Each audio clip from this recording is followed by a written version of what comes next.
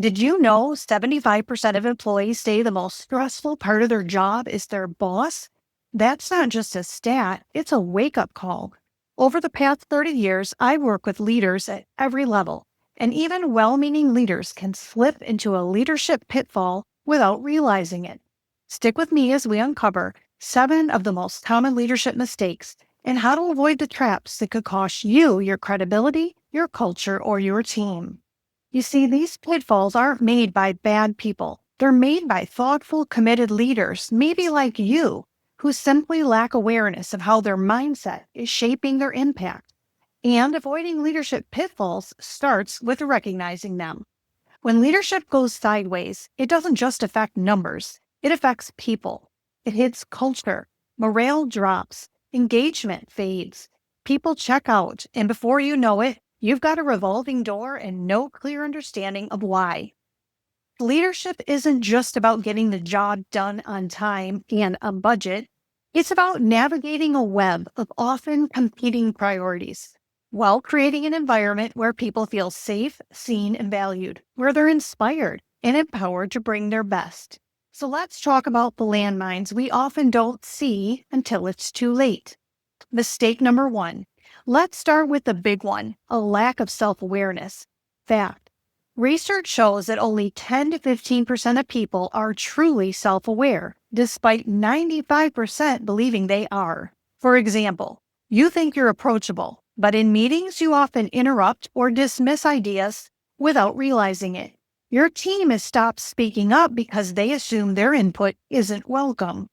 If you're not tuned in to how others perceive you, then you may not realize you're the one creating tension or confusion. I've seen it happen more times than I can count. Smart, talented, even caring leaders missing their own blind spots. The truth is, the way we think, how we process information, judge, and respond drives everything else. If your thinking is off, your leadership will be too. Mistake number 2, poor communication. You know what causes more stress than tight deadlines? Unclear communication. Fact. 43% of employees say poor communication reduces their trust in leadership. For example, you tell your team to make it happen or get it done, but never define what success looks like. And everyone interprets it differently. Some overwork, some underdeliver. Frustration builds on all sides. If we don't communicate our expectations clearly and consistently, people fill in the blanks with whatever they think you mean. Then, when your message doesn't match what they think you said, trust begins to erode. If your team doesn't trust what they're hearing, or worse, your message, your strategy, and your influence are already compromised.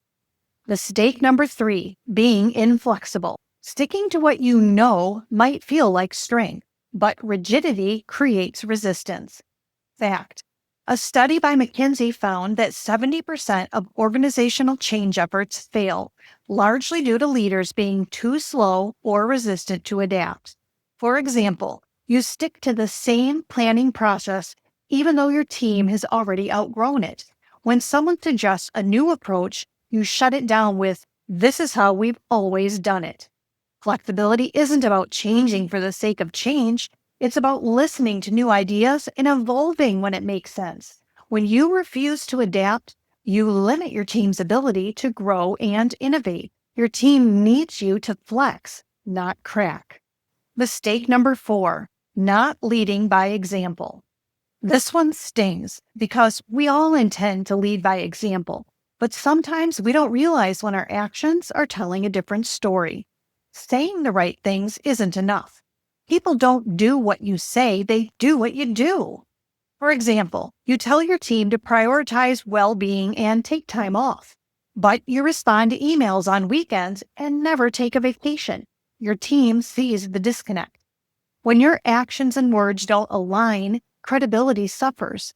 Culture starts at the top, and if your team doesn't see you living the values you promote, they don't think it's safe or smart to follow. Credibility is built in the small, unremarkable moments. Mistake number 5, neglecting your own development. Okay, this might be the most overlooked one. Leadership isn't a destination, it's an ongoing process. Fact: 61% of leaders say they don't have time for their own development, despite knowing it's essential. For example, you push your team to grow, but you haven't picked up a leadership book, attended training, or worked with a coach in years or ever.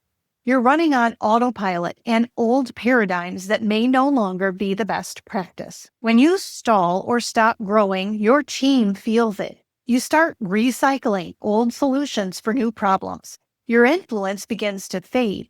You may even burn out. It's not selfish to prioritize your growth. It's essential because you can't lead people somewhere you haven't gone yourself. Mistake number 6, not recognizing your people. People don't just want a paycheck. They want to feel seen, heard, and valued. Fact: 79% of people who quit their jobs cite lack of appreciation as a key reason. For example, a team member works overtime to pull off a tough deadline. You move on to the next project without even saying thank you. They wonder if all the effort was worth it. Recognition doesn't have to be flashy, it just needs to be real.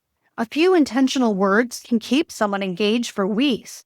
It might even be remembered for years. When people feel valued, they show up bigger.